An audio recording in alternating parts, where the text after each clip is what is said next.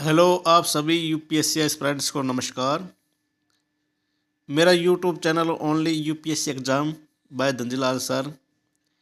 इस चैनल पर मैंने 2011 से लेके 2024 की UPSC previous prelims paper solve करवा दिए हैं और मैंने इससे पहले पॉलिटी और जियोग्राफी के 5 पार्ट कंप्लीट करवा चुका हूँ और अभी मेरा जियोग्राफी का 6वां पार्ट है।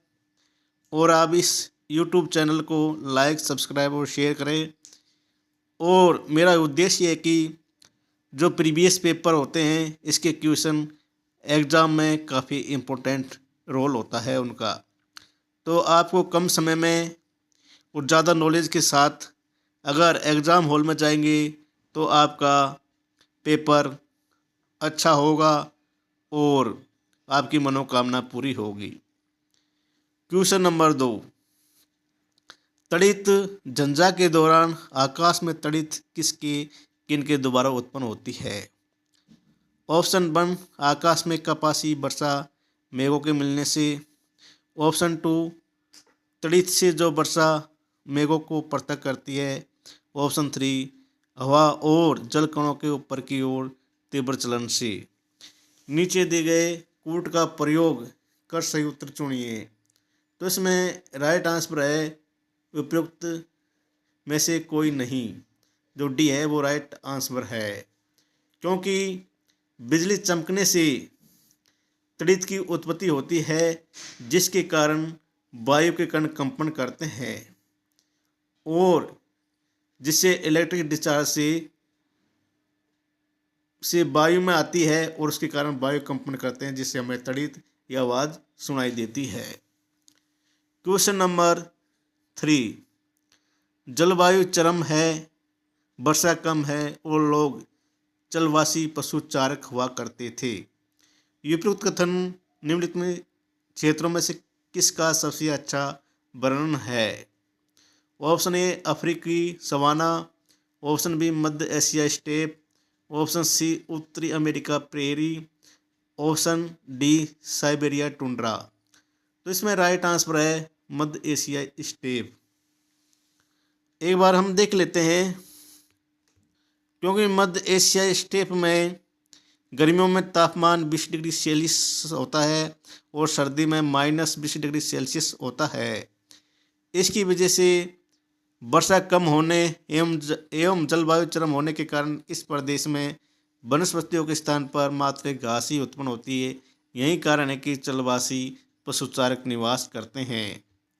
क्वेश्चन नंबर 4, अलग अलग ऋतुओं में दिन समय और रात्रि समय के विस्तार में विभिन्नता किस कारण से होती है? ऑप्शन ए पृथ्वी का अपने अक्ष पर घूर्णन। ऑप्शन बी पृथ्वी का सूर्य के चारों ओर दीर्घवर्ती रीति से परिक्रमण।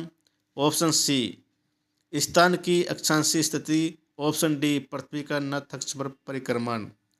तो इसमें राइट आंसर होगा ऑप्शन डी पृथ्वी का नत अक्ष पर परिक्रमण। पृथ्वी अपने अक्ष पर 23.5 डिग्री झुकी हुई है। इस कारण से रात्रि के समय और दिन के समय में विभिन्नता होती है। क्वेश्चन नंबर 1, सामान्यतः पृथ्वी की सतह से ऊंचाई बढ़ने के साथ तापमान में घटोतरी होती है क्योंकि। ऑप्शन 1 वायुमंडल पृथ्वी की सतह से केवल ऊपर की ओर गर्म हो सकता है। ऑप्शन 2 ऊपरी वायुमंडल में आर्द्रता अधिक होती है। ऑप्शन 3 ऊपरी वायुमंडल में हवा कम घनी होती है। निम्नलिखित कूटों का आधार पर सही उत्तर चुनिए। तो इसमें राइट आंसर होगा ऑप्शन सी। ऑप्शन 1 और 3 दोनों ऑप्शन सही है, जबकि ऑप्शन 2 ऊपरी वायुमंडल में आर्द्रता अधिक नहीं होती है, कम होती है, इसलिए यह ऑप्शन 2 गलत है।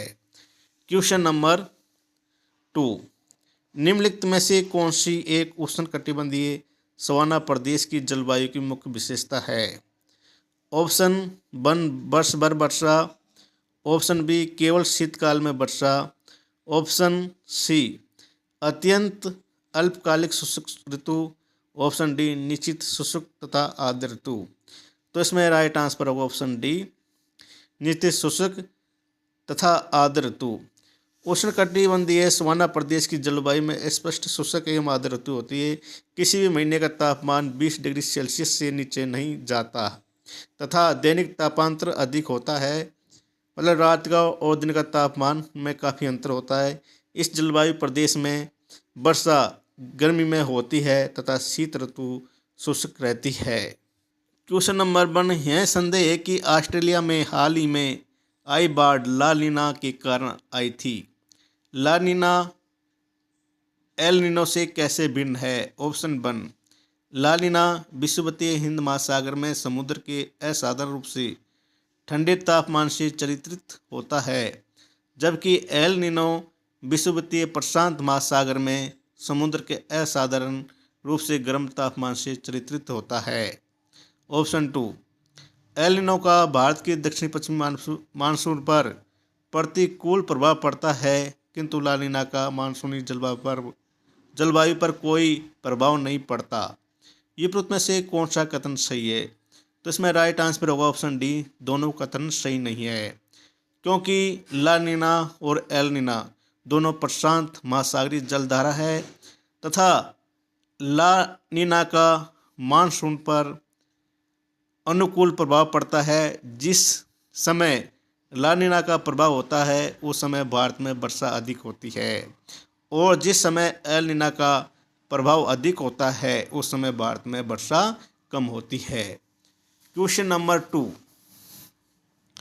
उत्तरी गोलार्ध की तुलना में दक्षिणी गोलार्ध में पश्चिमी पवन अधिक सशक्त तथा स्थायी होती है, क्यों? ऑप्शन 1, उत्तरी गोलार्ध की तुलना में दक्षिणी गोलार्ध में भूखंड कम है। ऑप्शन 2, उत्तरी गोलार्ध की तुलना में दक्षिणी गोलार्ध में कोरियोलिस बल अधिक होता है। ये उपरोक्त में से कौन सा कथन सही है? तो इसमें राइट आंसर होगा ऑप्शन ए। इसमें 1 ऑप्शन सही है, क्योंकि उत्तरी गोलार्ध की तुलना में दक्षिणी गोलार्ध में समुद्र अधिक होता है तथा उत्तरी गोलार्ध में भूभाग अधिक है। इस कारण से वहाँ पर वायु अधिक सशक्त और स्थायी होती है दक्षिणी गोलार्ध में, जबकि कोरियोलिस बल भूमध्य रेखा पर नहीं पाया जाता है और दोनों ध्रुवों पर बराबर पाया जाता है। क्वेश्चन नंबर 3, समताप मंडल के निचले भाग में जेट विमान बहुत आसानी और निर्विघ्नता के साथ उड़ सकते हैं, इसका उपयुक्त स्पष्टीकरण क्या है? ऑप्शन 1, समताप मंडल के निचले भाग में बादल या जलवाष्प नहीं होते हैं। ऑप्शन 2, समताप मंडल के निचले भाग में ऊर्ध्वाधर पवनें नहीं होती है। इस संदर्भ में उपयुक्त में से कौन से कथन का उपयुक्त स्पष्टीकरण है? तो इसमें राइट आंसर होगा ऑप्शन सी, दोनों कथन ही सही है। क्वेश्चन नंबर 1, अक्सर समाचारों में सुनाई देने वाला शब्द लिवेंट मोटे तौर पर निम्नलिखित में से किस क्षेत्र से संगत है? ऑप्शन 1, पूर्वी भूमध्य सागरीय तट के पास का क्षेत्र। ऑप्शन बी, उत्तरी अफ्रीकी तट के पास का मिस्र से मोरक्को तक का फैला क्षेत्र। ऑप्शन सी, फारस की खाड़ी और अफ्रीका के शृंग हॉर्न ऑफ अफ्रीका के पास का क्षेत्र। ऑप्शन डी, भूमध्य सागर के संपूर्ण तटवर्ती क्षेत्र। तो इसमें राइट आंसर होगा ऑप्शन ए, पूर्वी भूमध्य सागरीय तट के पास का क्षेत्र, उसे हम लिवेंट कहते हैं। लिवेंट भूमध्य सागर का पूर्वी तट है जो लगभग 800 किलोमीटर लंबा और 150 किलोमीटर चौड़ा है। यह पश्चिम में भूमध्य सागर और पूर्व में अरबो सीरियाई रेगिस्तान के बीच में फैला हुआ है, जो उत्तर में ओरोटिस नदी के मुहाने से लेकर दक्षिण में इस्थमस ऑफ सुएज तक फैला हुआ है। क्वेश्चन नंबर 1, निम्नलिखित कथनों पर विचार कीजिए। ऑप्शन 1, वैश्विक सागर आयोग ग्लोबल ओशन कमीशन अंतर्राष्ट्रीय जल क्षेत्र में समुद्र संस्तरीय सीबेड खोज और खनन के लिए लाइसेंस प्रदान करता है। ऑप्शन 2, भारत ने अंतर्राष्ट्रीय जल क्षेत्र में समुद्र संस्तरीय खनिज की खोज के लिए लाइसेंस प्राप्त किया है। ऑप्शन 3, दुर्लभ मृदा खनिज रेयर अर्थ मिनरल अंतर्राष्ट्रीय जल क्षेत्र में समुद्र अधस्थल पर उपलब्ध है। उपरोक्त में से कौन से कथन सही है? तो इसमें राइट आंसर है ऑप्शन बी, केवल ऑप्शन 2 और 3 गलत है, जबकि ऑप्शन 2 और 3 दोनों सही है, जबकि ऑप्शन 1 गलत है। क्योंकि समुद्र संस्तरीय खोज और खनन के लिए लाइसेंस प्रदान करने का कार्य अंतर्राष्ट्रीय समुद्री प्राधिकरण इंटरनेशनल सी बेड अथॉरिटी द्वारा किया जाता है। क्वेश्चन नंबर 1, महासागर औसत तापमान ओशियन मीन टेम्परेचर ओमटी के संदर्भ में निम्नलिखित में से कौन से कथन सही है?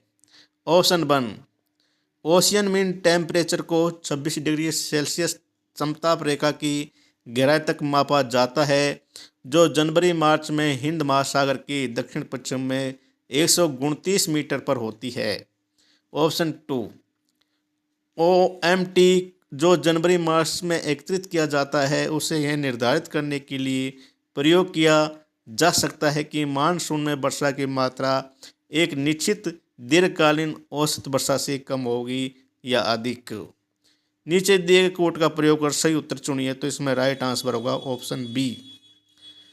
ऑप्शन 1 इसलिए गलत है क्योंकि हिंद महासागर के दक्षिण पश्चिम में ये 60 से 100 मीटर पर होती है, 129 मीटर दे रखा है, इसलिए गलत है।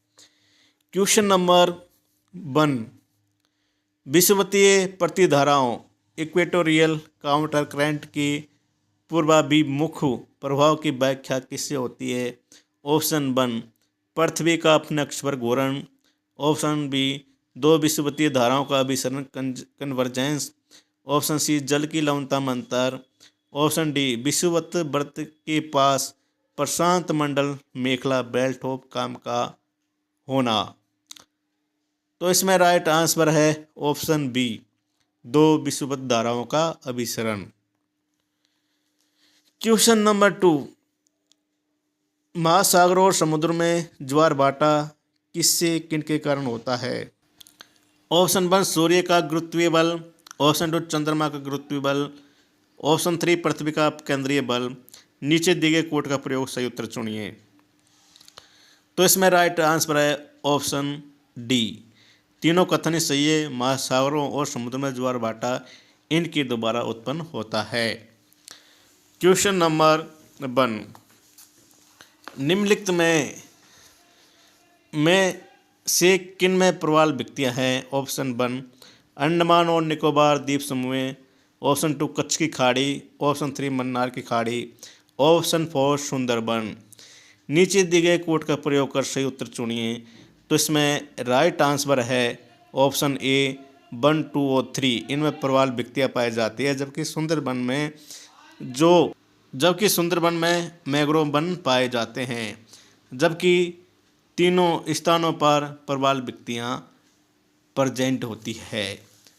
क्वेश्चन नंबर 1, संसार के सर्वाधिक महत्वपूर्ण मत्स्य क्षेत्र। क्वेश्चन नंबर 1, संसार के सर्वाधिक महत्वपूर्ण मत्स्य क्षेत्र उन क्षेत्रों में पाए जाते हैं जहाँ ऑप्शन 1, कोषण तथा शीत वायुमंडलीय धारा मिलती हैं। ऑप्शन बी, नदियाँ सागरों में प्रचुर मात्रा में ताज़ा जल प्रभावित करती है। ऑप्शन सी, कोषण तथा शीत सागरीय धाराएं मिलती है। ऑप्शन डी, महाद्वीपीय शेल्फ तरंगित है।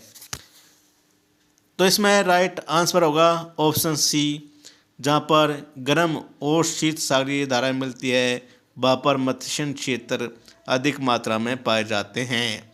जैसे उदाहरण तौर पर डोगर बैंक उत्तरी सागर यूरोप, ग्रैंड बैंक उत्तर पश्चिम अटलांटिक के न्यूफाउंडलैंड तट के समीप, जॉर्ज बैंक नोवा स्कोशिया के समीप इत्यादि महत्वपूर्ण क्षेत्र है जहाँ पर गर्म और शीत धाराएं मिलती है। ऑप्शन 1 निम्नलिखित कारकों पर विचार कीजिए। ऑप्शन 1 पृथ्वी का आवर्तन, ऑप्शन 2 वायु दाब और हवा, ऑप्शन 3 महासागरीय जल का घनत्व, ऑप्शन 4 पृथ्वी का परिक्रमण। ये उपरोक्त में से कौन से कारक महासागरीय धारा को प्रभावित करते हैं? तो इसमें राइट आंसर होगा ऑप्शन बी, जो ऑप्शन 1, 2 और 3 सही है, जबकि ऑप्शन 4 गलत है, क्योंकि पृथ्वी का परिक्रमण महासागरीय धारा को प्रभावित नहीं करता है। निम्नलिखित देशों पर विचार कीजिए। Option 1 Armenia, option 2 Azerbaijan, option 3 Croatia, option 4 Romania, option 5 Uzbekistan. ये उपरोक्त में से कौन से तुर्की राज्यों के संगठन के सदस्य है? तो इसमें राइट आंसर होगा ऑप्शन सी,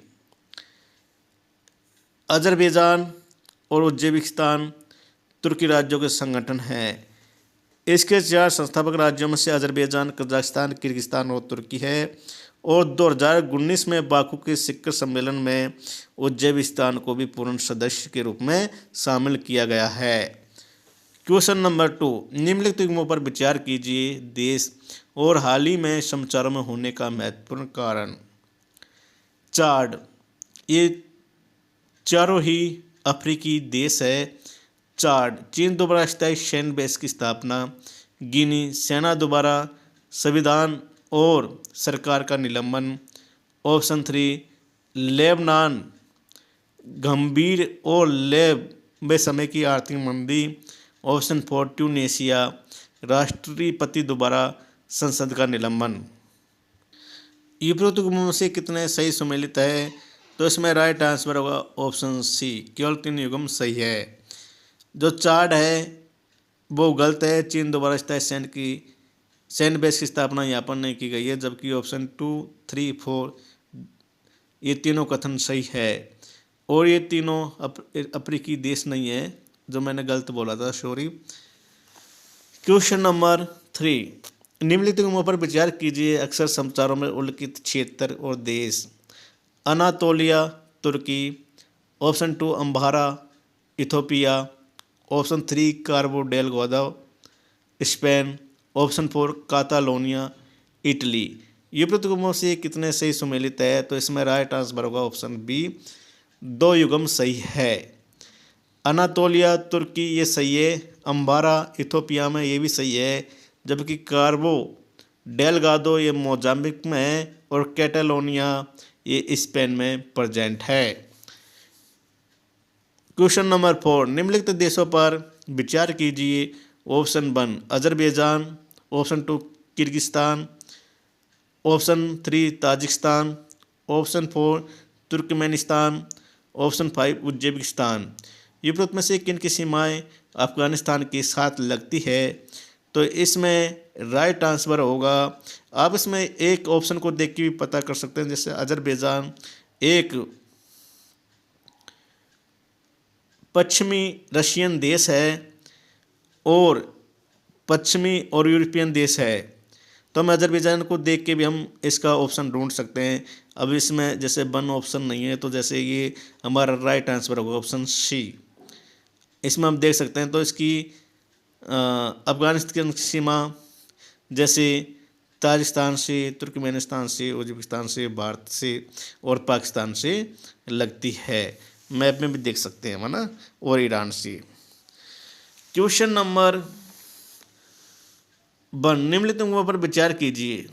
नदी और किस जगह जाकर वो गिरती है?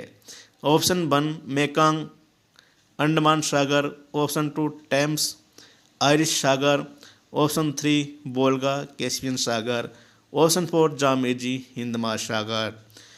उपरोक्त युग्मों में से कौन सा सही सम्मिलित है? तो इसमें राइट आंसर होगा ऑप्शन सी, वोल्गा कैस्पियन सागर, जामेजी हिंद महासागर। ये दोनों ऑप्शन सही है, जबकि मेकंग नदी ये दक्षिण चीन सागर में जाकर गिरती है और टेम्स नदी इंग्लिश चैनल में जाकर गिरती है। क्वेश्चन 1, निम्नलिखित युग्मों पर विचार कीजिए। सागर और सागर से लगा हुआ देश। एड्रियाटिक सागर अल्बानिया, ऑप्शन 2 काला सागर क्रोएशिया, ऑप्शन 3 कैस्पियन सागर कजाकिस्तान, ऑप्शन 4 भूमध्य सागर मोरक्को, ऑप्शन 5 लाल सागर सीरिया।